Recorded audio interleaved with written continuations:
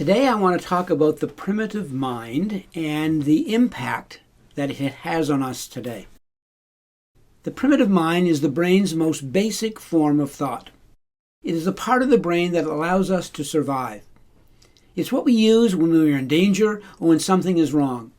And it is what allows us to sense danger before it happens. The primitive mind has two parts. The emotional part of the primitive mind triggers strong reactions to events in our environment. And the cognitive part of the primitive mind helps us to make sense of our environment and plan for future events. As creatures, we humans have evolved to protect ourselves.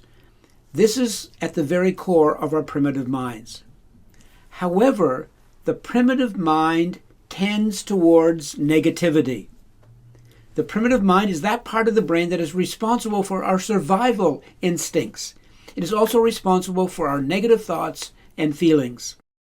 The primitive mind has a tendency to be negative because it wants to keep us safe from harm.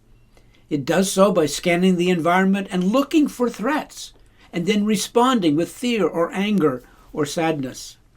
In the primitive mind, there is a tendency towards negativity. This negativity is a result of our instinctual search for bad things that may be happening so we can protect ourselves. Negative emotions are a natural human response to negative events.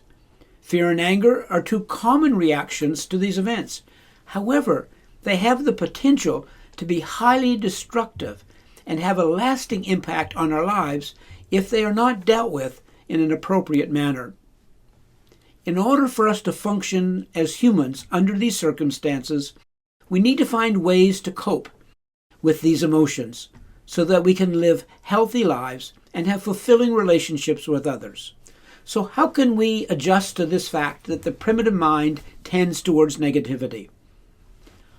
Although our minds look for threats and dangers, this is not what the world is. It's almost as if we're looking at the world through blue-colored sunglasses.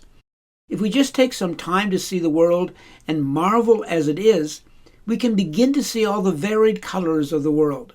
We can rejoice in the warm, sunny days. We can savor and enjoy the many great things that life gives us so freely. Looking at life and seeing all the colors of life is not being Pollyanna. It's seeing the world as it really is. If you're feeling blue, try cultivating a more positive attitude. It may be hard at first because our primitive brains are habituated to looking for the threats, but it will get easier. Here are some ways to cultivate a more positive attitude. Take care of yourself by exercising and getting enough sleep. Spend time with friends and family. Find ways to enjoy your life and do what makes you happy. Cultivating optimism and positivity is an important aspect of living a fulfilling life. It can be done through meditation, positive affirmations, or just surrounding oneself with things that make you happy. It is optimism that is the most important trait for success. We need to be optimistic in order to achieve anything that we want in life. Great sages from the centuries have spoken about these things. The Buddha said, life is suffering, but it is also joy. Jesus said, I have come that you might have life and you might have it more abundantly. You could also add that bad times make us appreciate the good times. Sometimes in life, we travel with joy. Sometimes we travel with sorrow. And even sometimes we travel with both at the same time. As much as there is tough stuff in life, there is also wonderful stuff. So the second aspect of the primitive mind is that it tends to seek for happiness externally. When we are young, we are often told to be happy, and that happiness is something that can be achieved.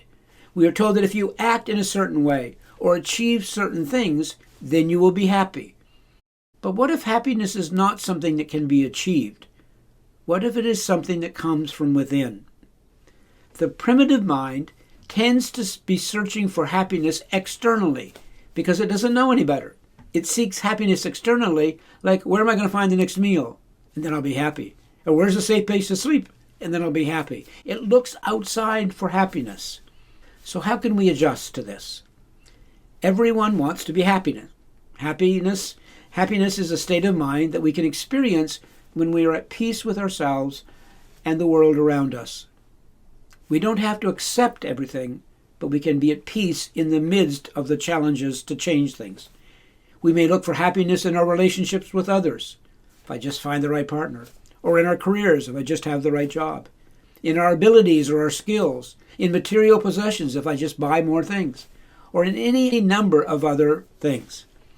But whatever we decide to seek out as a source of happiness, there is one thing that remains constant. We are still seeking for happiness outside of ourselves. Happiness has been defined as a state in which one feels good about oneself, self-acceptance, one's life situation, life satisfaction, and the world satisfaction. Self-acceptance. Self-acceptance is the process of recognizing and embracing one's authentic self. It is a process of understanding who you are as an individual, accepting your strengths and your weaknesses, and gaining a sense of confidence in yourself. Self-acceptance is a complex and difficult process. It is the process of accepting oneself as one is, without wishing for change or improvement.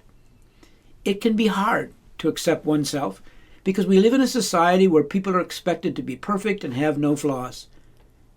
This can make it difficult for people to believe that they're enough, that they don't need to change who they are in order to be accepted by others. For lesbian and gay and bisexual and transgender people, this is especially true. Society tells us to change who we are in order to be accepted. Life satisfaction. One of the most important aspects of a person's life is their satisfaction with it. The level of satisfaction can be determined by a sense of belonging, recognition, and meaningful work. The feeling of belonging is a strong indicator that someone is satisfied with their life. It means that they feel connected to others and have a sense that they belong in the world. Social connection, family support, and acceptance from others are all factors which impact our sense of belonging. Meaningful work or volunteering opportunities can also contribute to someone's level of satisfaction with life because it provides them with a sense that they are making a difference. And finally, world satisfaction. There are many reasons why people might be unhappy with the world. The world is not perfect, and it will never be perfect. But there are things that we can do to feel more satisfied with our world. And again, I'm not talking about satisfaction that negates our drive for change. We live in a world where there's always something wrong, and there's always someone to blame. However, we should not focus on the negative things that are happening around us. Dwell on the positives while dealing with the negatives is a personal motto of mine. Instead of meditating on the latest media headlines of doom and gloom, think instead of writing your own headlines. Headlines for you to think about. How about a few of these headlines? Old person finds a new friend. Cup of coffee is delicious. Stranger is delighted by a kind comment. Distant friend thrilled with a phone call.